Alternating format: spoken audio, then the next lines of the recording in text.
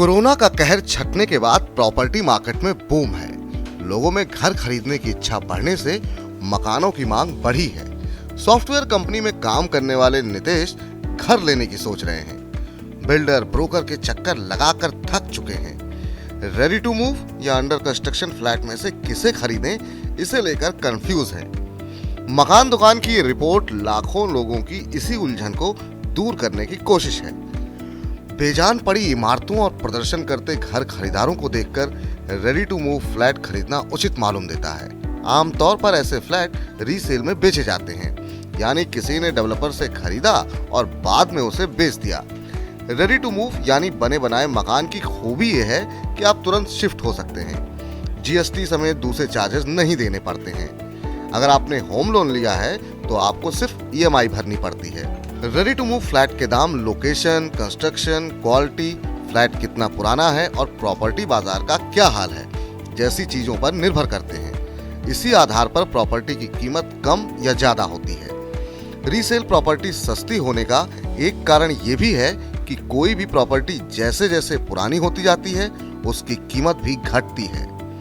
जाहिर सी बात है, नए मकान के मुकाबले पुराने घर की कॉस्ट कम होगी। रेडी टू मूव फ्लैट खरीदते वक्त कंस्ट्रक्शन इंजीनियर से उसकी स्ट्रेंथ यानी मजबूती और वकील या डेवलपर से कागजी दस्तावेज चेक कराएं। अब बात अंडर कंस्ट्रक्शन फ्लैट की। ऐसी प्रॉपर्टी का सबसे बड़ा जोखिम पोजीशन मिलने में होने वाली देरी है। आमतौर पर बिल्डर 3-4 साल में फ्लैट देने का वादा करते हैं और बाद में डिलीवरी में देरी करते हैं। ऐसे मामले भरे पड़े हैं। अंडर कंस्ट्रक्शन प्रोजेक्ट में घर खरीदारों को ईएमआई और किराया दोनों भरना पड़ता है। प्रॉपर्टी कंसल्टेंट फर्म एनारॉक के आंकड़े बताते हैं कि दिल्ली एनसीआर में सिर्फ नोएडा और ग्रेटर नोएडा में ही 1.65 लाख फ्लैट फंसे हुए हैं, जिनकी कीमत 1.18 लाख करोड़ रुपए है।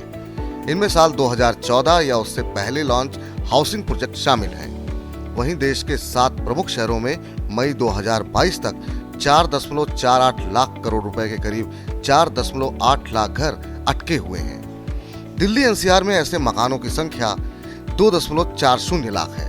अंडर कंस्ट्रक्शन प्रॉपर्टी में तुरंत पूरा पैसा नहीं देना पड़ता है, बल्कि कंस्ट्रक्शन लिंक प्लान के तहत किस्तों में पैसे भर सकते हैं। डेवलपर के गड़बड़ करने पर रेरा में शिकायत कर सकते हैं।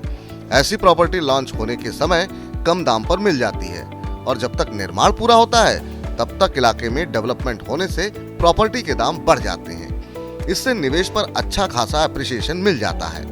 प्रॉपर्टी कंसल्टेंसी फर्म होममेड्स के फाउंडर प्रदीप मिश्रा बताते हैं कि कोविड के पहले साल में रेडी टू मूव फ्लैट की डिमांड थी। इसका स्टॉक कम होने के बाद अब खरीदार अंडर कंस्ट्रक्शन प्रोजेक्ट का रुख कर रहे हैं। रेरा के कदमों ने खरीदारों के भरोसे को और बढ़ाया है। अगर रेडी टू मूव और अंडर कंस्ट्रक्शन प्रॉपर्टी के दाम में 2 से 4% का ज्यादा अंतर है तो रेडी टू मूव का रुख किया जा सकता है। अंडर कंस्ट्रक्शन और रेडी टू मूव प्रॉपर्टी की कीमतों के बीच का अंतर घट रहा है। एनारॉक की रिपोर्ट बताती है कि साल 2021 की पहली तिमाही में रेडी टू मूव और अंडर कंस्ट्रक्शन घरों की कीमतों में फर्क सिर्फ 3 से 5% रह गया। साल 2017 में ये गैप 9 से 12% था।